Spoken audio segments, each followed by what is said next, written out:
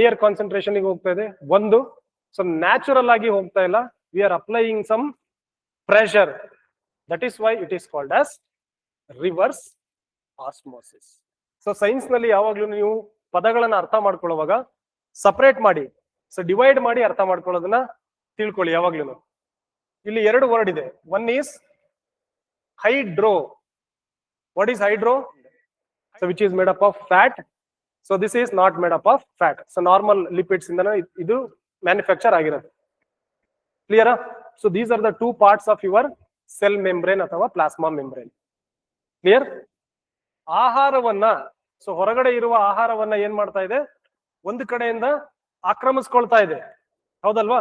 So ಆಕ್ರಮಿಸ್ಕೊಂಡು ಏನ್ ಮಾಡ್ತಾ ಇದೆ, so this food particle will be engulfed inside, ಒಳಗಡೆಗೆ ತಿನ್ನುತ್ತಾ ಇದೆ organelles. So take down the heading as cell organelles. So ಅದರಲ್ಲಿ first one, so will directly discuss about cell membrane, ಅಥವಾ we also call it as plasma membrane. Plasma ಪೊರೆ ಅಥವಾ ಕೋಶ ಪೊರೆ ಅಂತ ಹೇಳಿ ಕರಿತೇವೆ ಇದನ್ನು. ಕರೆಕ್ಟಾ? ಸೊ ನೋಡೋದಕ್ಕೆ ಒಂದ್ಸಲ ಡಯಾಗ್ರಾಮ್ ನೋಡ್ಬಿಡುವ. So this is your plasma membrane. If you see under microscope, microscope ನಲ್ಲಿ ನೀವು ನೋಡಿದ್ರೆ, so basically it looks like this. ಚಿಕ್ಕದೊಂದು ಮನೆಯ ರೀತಿ ಕಾಣಿಸುತ್ತೆ. So inside which you can find the nucleus. So electron microscope ನಲ್ಲಿ ನೀವು ನೋಡಿದ್ದೆ ಆದ್ರೆ, so it will be something like this. ಆಯ್ತಾ? Plasma membrane we have two parts. So one is hydrophilic. ಇದನ್ನ ಕರೆಕ್ಟ್ ಆಗಿ ಅರ್ಥ ಮಾಡ್ಕೊಳ್ಳಿ. So one is called as hydrophilic end. So ಇಲ್ಲಿ ಒಳಗಡೆ ಇದೆಯಲ್ಲ central part, it is called as hydrophobic end. So ಇದರ ಕೆಲಸ ಏನು? ಸೊ ಇಲ್ಲಿ ಎರಡು ಪಾರ್ಟ್ ಇದೆ. ಸೊ ಸೈನ್ಸ್ ನಲ್ಲಿ ಯಾವಾಗ್ಲೂ ನೀವು ಪದಗಳನ್ನ ಅರ್ಥ ಮಾಡ್ಕೊಳ್ಳುವಾಗ ಸಪರೇಟ್ ಮಾಡಿ, ಸೊ ಡಿವೈಡ್ ಮಾಡಿ ಅರ್ಥ ಮಾಡ್ಕೊಳ್ಳೋದನ್ನ ತಿಳ್ಕೊಳ್ಳಿ ಯಾವಾಗ್ಲೂ. ಇಲ್ಲಿ ಎರಡು ವರ್ಡ್ ಇದೆ. One is hydro. What is hydro? Hydro means water. Philic. So philic means affinity ಅಥವಾ ಅಫೆಕ್ಷನ್ ಅಂತ ಬರುತ್ತೆ, ಇಷ್ಟಪಡೋದು. ಸೊ ನೀರನ್ನ ಇಷ್ಟಪಡುವಂತ ಒಂದು ಪಾರ್ಟ್ ಇರುತ್ತೆ, ಆಗಿದೆಯಾ? So that is called as hydrophilic end. So this one is called as hydrophobic. Phobic means ಭಯ ಅಂತ ಬೇಸಿಕಲಿ. ಇನ್ ನಾರ್ಮಲ್ ಇಂಗ್ಲಿಷ್ ನಲ್ಲಿ ಫೋಬಿಕ್ ಮೀನ್ಸ್ ಭಯ ಅಲ್ವಾ? ಸೊ ಕೆಲವರಿಗೆ ಹೈಟ್ ಇಂದ ನೋಡಿದ್ರೆ, ಪಾತಾಳವನ್ನ ನೋಡಿದ್ರೆ ಹೆದರ್ಕೋತಾರೆ. So that is called as phobia. Phobia ಅಂತ ಕರಿತೀವಿ. ಸೊ ಹಾಗಾಗಿ ಎರಡು ಪಾರ್ಟ್ ಇರುತ್ತೆ. One is hydrophilic, second one is hydrophobic. So this hydrophobic, ನೀರಿಗೆ ಯಾವುದು ಬೆರೆಯೋದಿಲ್ಲ, ಯಾವುದು ಮಿಕ್ಸ್ ಆಗೋದಿಲ್ಲ. ಯಾವ ಪಾರ್ಟ್ ಮಿಕ್ಸ್ ಆಗಲ್ಲ? ನೀರಿಗೆ ನೀವು ಫ್ಯಾಟ್ ಅನ್ನ ಹಾಕಿದ್ರೆ ಮಿಕ್ಸ್ ಆಗಲ್ಲ ಅಲ್ವಾ? ಸೊ ಹಾಗಾಗಿ this part is basically made up of lipid ಅಥವಾ ಫ್ಯಾಟ್. ಸೊ ಸೈನ್ಸ್ ನಲ್ಲಿ we call it as lipid. So normal ಆಗಿ you can tell it as fat ಅಲ್ವಾ? ಸೊ ನೀರಿಗೆ ಹಾಗಾಗಿ ಏನ್ ಮಾಡೋದಿಲ್ಲ, ಮಿಕ್ಸ್ ಆಗೋದಿಲ್ಲ. ಸೊ ಇದರಿಂದ ಏನ್ ಯೂಸ್ ಆಗತ್ತೆ? One is hydrophilic, another one is hydrophobic. So this is your plasma membrane. So ಇದರ ಒಳಗಡೆ you have ಸೆಲ್ ಇದರಿಂದ ಕೆಳಗಡೆ ಇದೆ. ಸೊ ಇದು ಏನ್ ಮಾಡತ್ತೆ, ಸೊ ಹೊರಗಡೆ ಇರುವಂತ ನೀರಿನ ಅಂಶ, ನಮಗೆ ಎಲ್ಲ ನ್ಯೂಟ್ರಿಯೆಂಟ್ಸ್ ಮಿಕ್ಸ್ ಆಗಿ ತಾನೆ ಸೆಲ್ ಒಳಗಡೆ ಹೋಗೋದು, ನಾವು ತಿನ್ನೋ ಆಹಾರದಲ್ಲಿರುವಂತ ನ್ಯೂಟ್ರಿಯೆಂಟ್ಸ್. ಸೊ ಇಲ್ಲಿಗೆ ಬಂದ ತಕ್ಷಣ ಇದು ಒಳಗಡೆಗೆ ಅಲೋ ಮಾಡತ್ತೆ ಕರಗಿರುವ ಪಾರ್ಟಿಕಲ್ಸ್ ಅನ್ನ. ಸೆಲ್ಲಿನ ಒಳಗಡೆ ಏನಾದ್ರೂ ಸಫಿಶಿಯಂಟ್ ಆಗಿ ಇದ್ರೆ, so this hydrophobic end will avoid. ಅರ್ಥ ಆಗ್ತಿದ್ಯಾ? ಸೊ ಜೀವಕೋಶದ ಒಳಗಡೆ ನಮಗೆ ಬೇಕಾದಷ್ಟು ಪ್ರೋಟೀನ್ಸ್, ಮೆಟೀರಿಯಲ್ಸ್ ಏನಾದ್ರೂ ಇದ್ರೆ, ಸೊ ದಿಸ್ ಹೈಡ್ರೋಫೋಬಿಕ್ ಎಂಡ್ ಏನಿದೆಯಲ್ವಾ, so this will not allow the nutrients to penetrate inside the cell. Cell ನ ಒಳಗಡೆ ಬರೋದಕ್ಕೆ ಬಿಡೋದಿಲ್ಲ. ಇಲ್ಲಿ ಏನಾದ್ರೂ ತುಂಬಾನೇ ಕಡಿಮೆ ಆದ್ರೆ, ನ್ಯೂಟ್ರಿಯೆಂಟ್ಸ್ ತುಂಬಾ ಶಾರ್ಟೇಜ್ ಆಯ್ತು ಅಂತ ಹೇಳಿದ್ರೆ, ಪ್ರೆಷರ್ ಡಿಫರೆನ್ಸ್ ಬರುತ್ತೆ ಗೊತ್ತಾ? ಜಿಯೋಗ್ರಫಿನಲ್ಲಿ ಹೇಳ್ಕೊಟ್ಟಿದಾರ ಹೈ ಪ್ರೆಷರ್, ಲೋ ಪ್ರೆಷರ್ ಅಂತ ಹೇಳಿ. ಸೊ ಎಲ್ಲಿ ಲೋ ಪ್ರೆಷರ್ ಇರುತ್ತೋ ಅಲ್ಲಿಗೆ ಹೈ ಪ್ರೆಷರ್ ಇರುವಂತ ಯಾವುದೇ ವಸ್ತು ಸಡನ್ ಆಗಿ ಬಂದೇ ಬರುತ್ತೆ. ನೀವ್ ಏನೇ ಮಾಡಿದ್ರು ನಿಲ್ಸೋದಕ್ಕಾಗಲ್ಲ. So we cannot create vacuum anywhere. ಕರೆಕ್ಟಾ? ಇಲ್ಲಿ ಕಂಪ್ಲೀಟ್ ಆಗಿ ಕಡಿಮೆ ಪ್ರೆಷರ್ ಕಡಿಮೆ ಆಯ್ತು, ನ್ಯೂಟ್ರಿಯೆಂಟ್ಸ್ ಕಡಿಮೆ ಆಯ್ತು ಅಂದಾಗ, ಈ ಒಂದು the hydrophobic end is present, nutrients ಏನ್ ಮಾಡುತ್ತೆ, ಸೆಲ್ ನ ಒಳಗಡೆಗೆ ಬರುತ್ತೆ. ಆಗಿದೆಯಾ? ಸೊ ಹೆಚ್ಚಾಗಿ ನ್ಯೂಟ್ರಿಯೆಂಟ್ಸ್ ಇದ್ದಾಗ ಅವಾಯ್ಡ್ ಮಾಡೋದಕ್ಕೆ we need this hydrophobic end. So which is made up of fat. So this is not made up of fat. So normal lipids ಇಂದ ಇದು ಮ್ಯಾನುಫ್ಯಾಕ್ಚರ್ ಆಗಿರುತ್ತೆ. ಕ್ಲಿಯರಾ? So these are the two parts of your cell membrane ಅಥವಾ plasma membrane. Clear? So cell membrane ಅಥವಾ plasma membrane is also cell membrane is also called as plasma membrane. So it is the outermost covering. ಅಲ್ವಾ? ಸೊ ಇದು ಜೀವಕೋಶದ ಹೊರಗಿನ ಹೊದಿಕೆಯಾಗಿರುತ್ತೆ basically. Clear? So one is, ಅದರಲ್ಲಿ ಎರಡು ಪಾರ್ಟ್ ಇದೆ. One is hydrophilic, another one is hydrophobic. So hydrophobic ನ ಕೆಲಸ ಏನು ಅಂತ ಎಕ್ಸಾಮ್ ನಲ್ಲಿ ಇಲ್ಲಿವರೆಗೂ ಕೇಳಿಲ್ಲ, ಬಟ್ ನಿಮಗೆ ಸ್ಟೋರಿ ಗೊತ್ತಿರ್ಲಿ. ಸ್ಟೋರಿ ಗೊತ್ತಿದ್ರೆ ಇನ್ ಕೇಸ್ ನಾಳೆ ಕೇಳಿದ್ರು ಸಹ ಈಸಿಯಾಗಿ ಯು ಕ್ಯಾನ್ ಆನ್ಸರ್. ಕ್ಲಿಯರ್? ಎರಡನ್ನ ಕೂಡ ಮೆನ್ಷನ್ ಮಾಡ್ಕೊಳ್ಳಿ. One is hydrophilic, another one is hydrophobic. So this is about your plasma membrane. So highlighted points ಏನಿದೆಯೋ ನೀವು ಅಷ್ಟನ್ನು ಮಾತ್ರ ತಗೊಂಡ್ರು ಸಾಕಾಗುತ್ತೆ. ಸೊ ನಾವಿಲ್ಲಿ 4 ಇಂಪಾರ್ಟೆಂಟ್ ಕೀವರ್ಡ್ಸ್ ಅನ್ನ ಡಿಸ್ಕಸ್ ಮಾಡಬೇಕು. ಸೊ ಸೆಲ್ ನ ಒಳಗಡೆ ನಾವು ಏನೇನು ಆಹಾರ ತಿಂದಿರ್ತೀವಿ ಅದು ಸ್ಮಾಲ್ ಇಂಟೆಸ್ಟೈನ್ ನಲ್ಲಿ ಡೈಜೆಷನ್ ಆದ ನಂತರದಲ್ಲಿ ಸೊ ಬ್ಲಡ್ಡಿನ ಜೊತೆ ಮಿಕ್ಸ್ ಆಗಿ ನಮ್ಮ ಎಲ್ಲಾ ಜೀವಕೋಶಗಳಿಗೆ ಹೋಗುತ್ತೆ. ಹೌದಾ? ನಾವು ತಿಂದಿರೋ ಆಹಾರ ಕಂಪ್ಲೀಟ್ ಆಗಿ ಲಾಸ್ಟ್ ಅಬ್ಸಾರ್ಪ್ಷನ್ ಆಗೋದು ಎಲ್ಲಿ? ಸ್ಮಾಲ್ ಇಂಟೆಸ್ಟೈನ್, ಸಣ್ಣ ಕರುಳಲ್ಲಿ ಅಬ್ಸಾರ್ಪ್ಷನ್ ಆಗುತ್ತೆ. ನಂತರದಲ್ಲಿ ರಕ್ತದ ಜೊತೆ ಸೇರ್ಕೊಂಡು ನಮ್ಮ ದೇಹದಲ್ಲಿರುವ ಎಲ್ಲ ಜೀವಕೋಶಗಳಿಗೆ ಸೊ ಬೇಕಾಗಿರುವಂತ ನ್ಯೂಟ್ರಿಯೆಂಟ್ಸ್ ಅನ್ನ ಸಪ್ಲೈ ಮಾಡುತ್ತೆ. ಅಷ್ಟೇ ಅಲ್ವಾ ನಡೆಯೋದು? ಆದ್ರೆ ಸೆಲ್ ನ ಒಳಗಡೆ ನಮ್ಮ ನ್ಯೂಟ್ರಿಯೆಂಟ್ಸ್ ಗಳು ಸಪ್ಲೈ ಆಗ್ಬೇಕಾದ್ರೆ ಸೊ ಸುಮ್ನೆ ಒಳಗಡೆ ನುಗ್ಗೋದಕ್ಕಾಗತ್ತಾ? There must be some procedure ಅಲ್ವಾ? ಸೊ ನಿಮಗೂ ಕೂಡ ಪ್ರೊಸೀಜರ್ ಇರೋದ್ರಿಂದಾನೇ ತಾನೇ ಕೋಚಿಂಗ್ ಸೆಂಟ್ರಿಗೆ ಬಂದಿರೋದು. ನೀನ್ ಬಾರಪ್ಪ, ನೀನ್ ನಾಳೆ AC, ನೀನ್ ನಾಳೆ DC ಅಂತ ಕರೆಯಕ್ಕಾಗತ್ತಾ? So there is some standard operating procedure. ಅದರ ಪ್ರಕಾರವಾಗಿಯೇ ನಮ್ಮ ಜೀವಕೋಶಗಳ ಒಳಗಡೆ ಕೂಡ exchange of materials will takes place. ಕರೆಕ್ಟಾ? ಸೊ ಹಾಗಾಗಿ try to remember this keywords.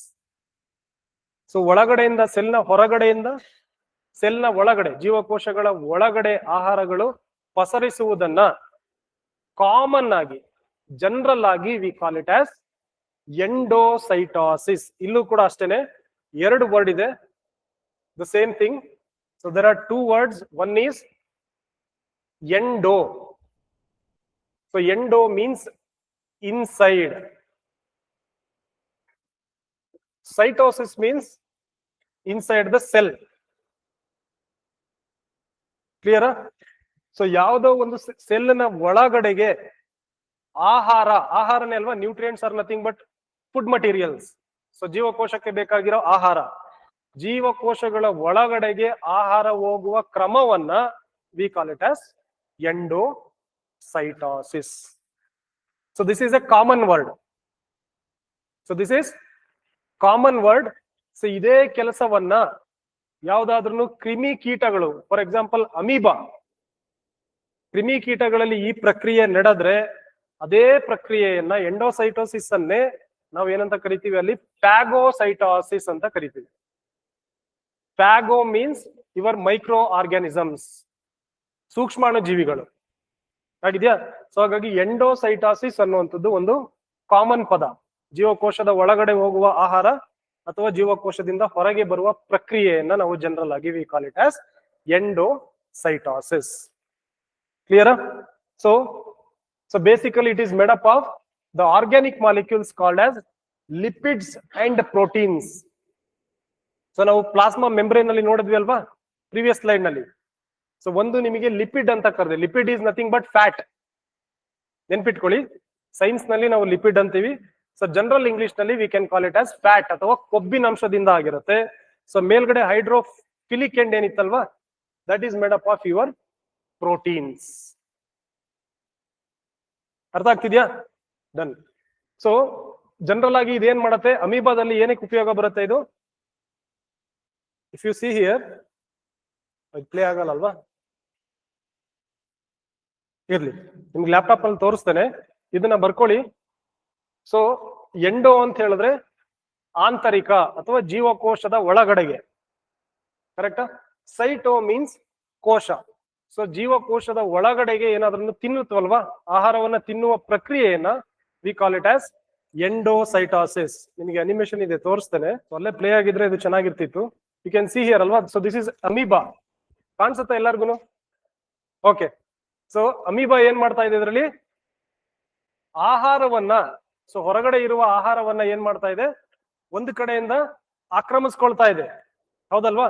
So ಆಕ್ರಮಿಸ್ಕೊಂಡು ಏನ್ ಮಾಡ್ತಾ ಇದೆ, so this food particle will be engulfed inside, ಒಳಗಡೆಗೆ ತಿನ್ನುತ್ತಾ ಇದೆ. ಸೊ ಈ ಪ್ರಕ್ರಿಯೆಯನ್ನ ಜನರಲ್ ಆಗಿ ನಾವು ಎಂಡೋಸೈಟಾಸಿಸ್ ಅಂತ ಕರೆದ್ರೆ, ಸೂಕ್ಷ್ಮಾಣು ಜೀವಿಗಳಲ್ಲಿ ನಡೆಯುವ ಇದೇ ಪ್ರಕ್ರಿಯೆಯನ್ನ we call it as phagocytosis. So ಎರಡು ಡಿಫರೆನ್ಸ್ ನೆನ್ಪಿಟ್ಕೊಳ್ಳಿ, ಆಯ್ತಾ? ನೆನ್ಪಿಟ್ಕೊಂಡ್ರೆ ಆಮೇಲೆ ಈಸಿಯಾಗಿ ಡ್ಯಾನ್ಸ್ ಮಾಡ್ಬೋದು, ಇಲ್ಲ ಅಂದ್ರೆ ಕಷ್ಟಪಟ್ಟು ಡ್ಯಾನ್ಸ್ ಮಾಡ್ಬೇಕಾಗುತ್ತೆ. ಕ್ಲಿಯರಾ? So this is the difference between endocytosis and phagocytosis. ಎರಡೂ ಪದಗಳು very very important. So next one. So as of now we have discussed about endocytosis and phagocytosis. Clear? So ಆಹಾರ ಯಾವ ರೀತಿ ಹೋಗ್ಬೋದು? Either it may be through endocytosis or through the phagocytosis. ಒಂದು ಕ್ರಮ ಆಯ್ತು. So now we will discuss about diffusion. So diffusion ಕೇಳಿದಿರಾ? So can anybody say what is the difference between diffusion and osmosis? Diffusion first timers ಹೇಳ್ತಾ ಇದೀನಿ ಅಷ್ಟೇನೆ. So ಹಳಬ್ರಿಗೆ science ಸ್ವಲ್ಪ idea ಇದ್ದವರಿಗೆ 100% ಗೊತ್ತಿರುತ್ತೆ. The major difference between diffusion and osmosis is, so ಯಾವ್ದಾದ್ರು particles, ಅಣುಗಳು, ಕಣಗಳಿರುತ್ತಲ್ಲ, nutrients, so they are in the form of atom. ಅಣು ಅಥವಾ ಕಣಗಳು ಸೊ ನಿಮಗೆ ಹೆಚ್ಚು ಸಾಂದ್ರತೆ ಇರುವಂತ ಒಂದು ಪ್ರದೇಶದಿಂದ ಕಡಿಮೆ ಸಾಂದ್ರತೆ ಇರುವ ಪ್ರದೇಶಕ್ಕೆ, ಕಡಿಮೆ ಸಾಂದ್ರತೆ ಇದ್ರೆ ಈಸಿಯಾಗಿ ಮೂವ್ ಆಗತ್ವಾ ಅಲ್ವಾ?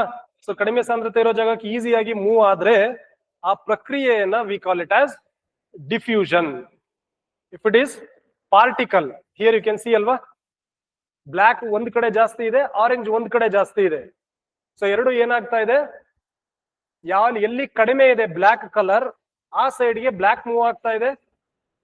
ಎಲ್ಲಿ ಆರೆಂಜ್ ಕಲರ್ ಕಡಿಮೆ ಇದೆಯೋ ಆ ಜಾಗಕ್ಕೆ ಆರೆಂಜ್ ಪಾರ್ಟಿಕಲ್ಸ್ ಮೂವ್ ಆಗ್ತಾ ಇದೆ. I am talking about particles. This process is called as diffusion. So ಇಲ್ಲಿ ಮೇಜರ್ ಆಗಿ ನೆನ್ಪಿಟ್ಕೊಬೇಕಾಗಿರೋ ಕೀವರ್ಡ್ ಅಂತ ಹೇಳಿದ್ರೆ ಇಟ್ ಈಸ್ ಪಾರ್ಟಿಕಲ್ಸ್. ಅರ್ಥ ಆಗಿದ್ಯಾ? So that is diffusion. ಎರಡನ್ನು ಒಟ್ಟಿಗೆ ಬರ್ಕೊಳ್ಳಿರಂತೆ, ಫಸ್ಟ್ ಒಂದ್ಸಲ ಹೇಳ್ಬಿಡ್ತೀನಿ. So this is diffusion. So next one is your osmosis.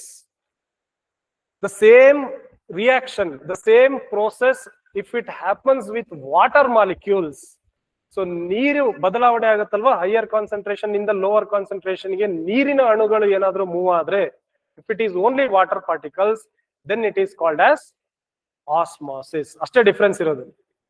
So plants ಅಲ್ಲಿ ಈ ಪ್ರಕ್ರಿಯೆನ ನೋಡಿರ್ತೀವಲ್ವಾ, ಆಲ್ಮೋಸ್ಟ್ ಅದರ ಬೇರುಗಳಲ್ಲಿ ಏನ್ ಮಾಡುತ್ತೆ, ನೀರಿನ ಅಂಶವನ್ನ ಮಣ್ಣಿನ ಒಳಗಡೆಯಿಂದ ಹೀರ್ಕೊಳತ್ತಾ.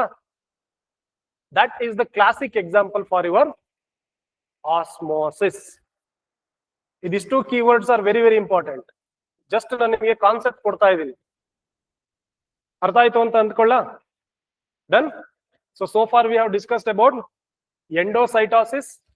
ಸೊ ನಾವ್ ಏನ್ ಡಿಸ್ಕಸ್ ಮಾಡ್ತಾ ಇದೀವಿ, ಇದಿಷ್ಟರ ಮೂಲಕ, ಇಷ್ಟು ಪದಗಳನ್ನು ತಿಳ್ಕೊಳ್ಳೋ ಮೂಲಕ ಏನ್ ಡಿಸ್ಕಸ್ ಮಾಡ್ತಾ ಇದೀವಿ? ನಮ್ಮ ಜೀವಕೋಶದ ಒಳಗೆ ಅಥವಾ ಪ್ರಾಣಿಗಳ ಜೀವಕೋಶದ ಒಳಗಡೆಗೆ ಯಾವುದೋ ಒಂದು ವಸ್ತು ಅಥವಾ ಆಹಾರ ಒಳಗೆ ಹೋಗೋದಕ್ಕೆ ಮತ್ತು ಒಳಗಡೆಯಿಂದ ಹೊರಗೆ ಬರುವುದಕ್ಕೆ ಇರುವಂತ ಕ್ರಮಗಳ ಬಗ್ಗೆ ನಾವು ಡಿಸ್ಕಸ್ ಮಾಡ್ತಾ ಇರೋದು. So that is what we have discussed in endocytosis, phagocytosis in amoeba, plus diffusion as well as osmosis with respect to our cell.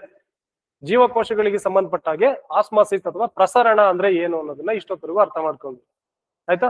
So ಈ 4 ಕೀವರ್ಡ್ಗಳು ನಿಮಗೆ ಎಕ್ಸಾಮ್ಸ್ಗೆ ವೆರಿ ವೆರಿ ಇಂಪಾರ್ಟೆಂಟ್.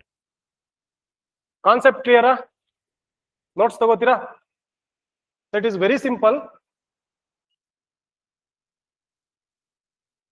ಡಿಫ್ಯೂಷನ್ ಬಂದಾಗ ಇದನ್ನ ನೆನ್ಪಿಟ್ಕೊಳ್ಳಿ, ಕನ್ನಡದಲ್ಲಿ ವಿ ಕಾಲ್ ಇಟ್ ಆಸ್ ಪ್ರಸರಣ ಅಂತ ಕರಿತೇವೆ. ಡನ್. ಬರೆದು ಬಿಟ್ಟು ನೀವೇನ್ ಮಾಡ್ಬೇಕು, you should mark, underline the keyword. So this one, ಇಲ್ಲಿ ಏನು ನಾನು ಅಂಡರ್ಲೈನ್ ಮಾಡಿದೀನೋ, so this is very important keyword. It is not water molecules, If it is particle, ವಸ್ತುಗಳು ಮೂವ್ ಆದ್ರೆ ಅದನ್ನ we call it as diffusion. Clear? So from hypertonic solution to hypotonic solution. So ಕನ್ನಡದಲ್ಲೂ same ಪದ ಇದೆ, ನೆನ್ಪಿಟ್ಕೊಳ್ಳಿ. What is hyper? Blood ನಲ್ಲಿ sugar level ಜಾಸ್ತಿ ಆಗೋದನ್ನ we call it as hypertension. ಕೆಲವರು ನಿಂತಿ ಜಾಗದಲ್ಲಿ ದಪ್ಪ ಅಂತ ಬಿದ್ದೋಗ್ತಾರೆ, ನೋಡಿದೀರಾ? ಸೊ ಅವರಿಗೆ ಇಮಿಡಿಯೇಟ್ ಆಗಿ ಚಾಕ್ಲೇಟ್ಸ್ ಅನ್ನ ಕೊಡ್ತೀವಿ ತಿನ್ನೋದಕ್ಕೆ. So that is because of low BP. So ಅದನ್ನ we call it as hypotension ಅಂತ ಕರಿತೀವಿ. ಕ್ಲಿಯರ್? ಸೊ ಇಲ್ಲಿ same thing will happen. So the molecules from the region of higher concentration will move towards the region of lower concentration. Only the particles will exchange. So that is the definition for. See, it is not a diffusion actually. So ನಮಗೆ ಶ್ವಾಸಕೋಶದಲ್ಲಿ ಉಸಿರು ಬದಲಾವಣೆ ಆಗುತ್ತೆ ಗೊತ್ತಾ, exchange ಆಗುತ್ತೆ ಗೊತ್ತಾ? So at alveoli, lungs, so exchange of gases that will takes place inside your lungs is the classic example for diffusion. ಏನಾಗಿರುತ್ತೆ ನಿಮ್ಮ ಜೀವಕೋಶದ ಬ್ಲಡ್ ಸೆಲ್? ಸೊ ಈ ರೀತಿ ರಕ್ತನಾಳಗಳಿರುತ್ತಲ್ವಾ, ಒಂದು ರಕ್ತನಾಳದ ಮೇಲೆ ಇನ್ನೊಂದು ರಕ್ತನಾಳ ಕೂತ್ಕೊಂಡಿರುತ್ತೆ. Cell it is like this. ಕೆಳಗಡೆ ನಿಮಗೆ ದೇಹದ ರಕ್ತನಾಳ ಇದೆ, ಅದರ ಮೇಲೆ ನಿಮ್ಮ ಶ್ವಾಸಕೋಶದ ಆಲ್ವಿಯೋಲ ಇರುತ್ತೆ. ಈ ತರ ಸಾಕ್ಸ್ ರೀತಿ ಇರುತ್ತೆ, ಅದು ಕೂತ್ಕೊಂಡಿರುತ್ತೆ. ಲಂಗ್ಸ್ ಇಂದ ಬರುವಂತ ಆಮ್ಲಜನಕ ಏನಿದೆಯೋ ಅದರ ಒತ್ತಡ ಜಾಸ್ತಿ ಆದ ಕಾರಣದಿಂದ ಸೊ ಅದು ನಿಮ್ಮ ರಕ್ತನಾಳದ ಒಳಗಡೆಗೆ ಜಂಪ್ ಆಗತ್ತೆ, ಒಳಗಡೆಗೆ ಪ್ರಸರಣ ಆಗುತ್ತೆ.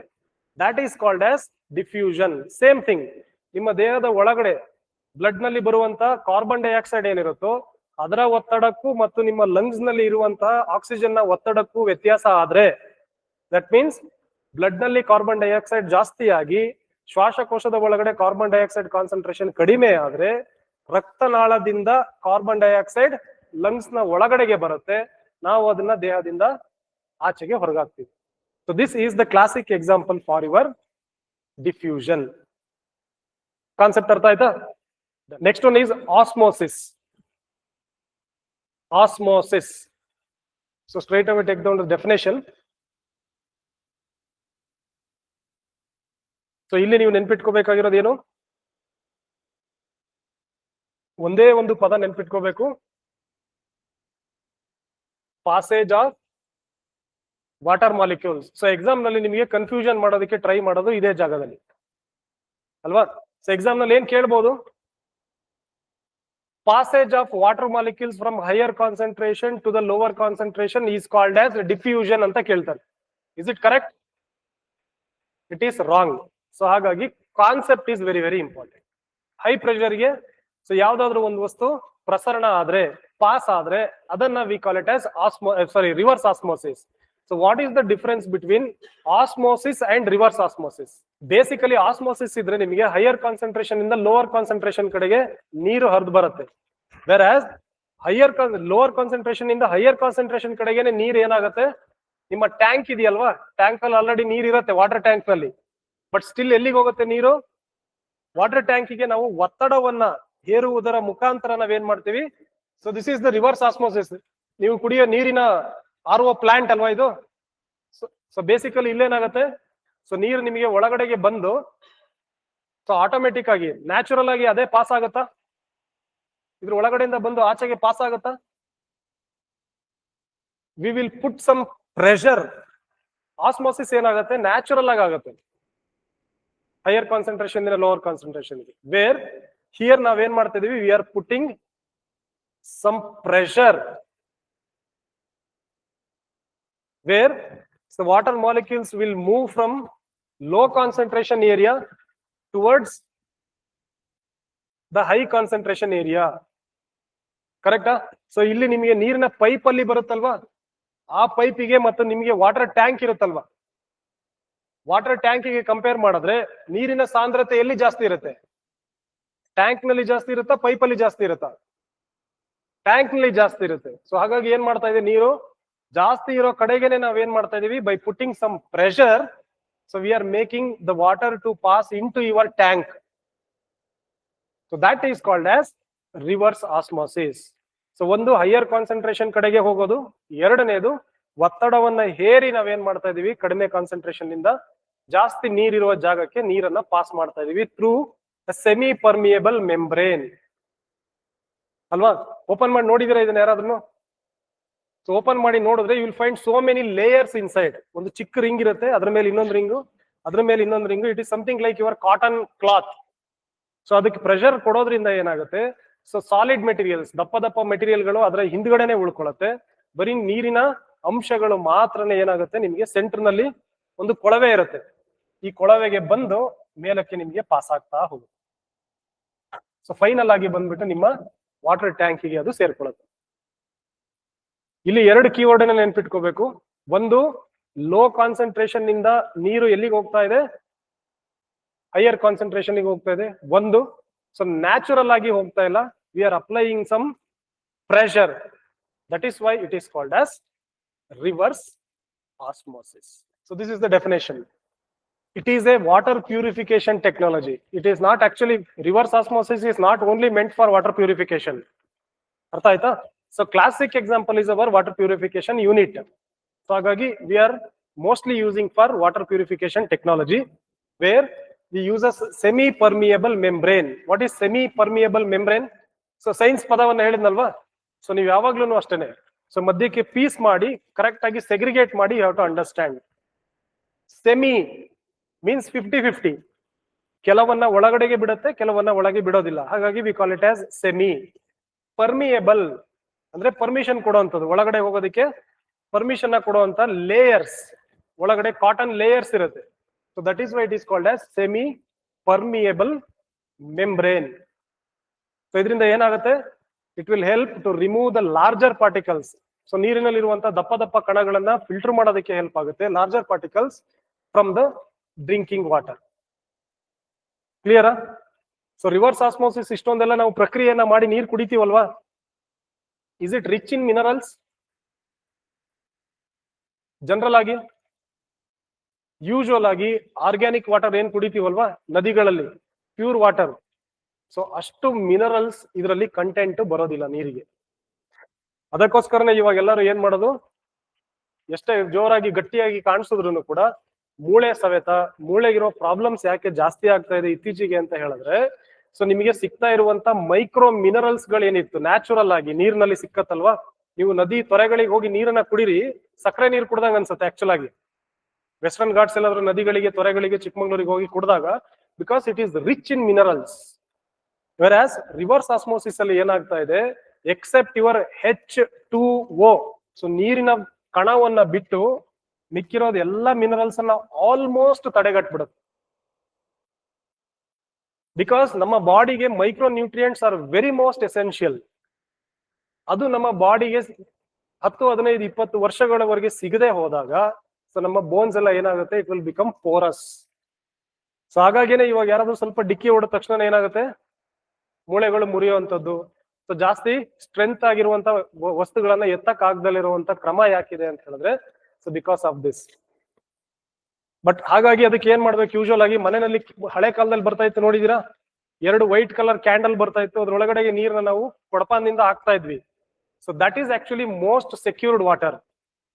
ಅದು ಕ್ಯಾಲ್ಸಿಯಂ ಕಾರ್ಬೋನೇಟ್ ಇಂದ ಮಾಡಿರ್ತಾ ಇದ್ರು ಅಲ್ವಾ, ಸುಣ್ಣದಿಂದ.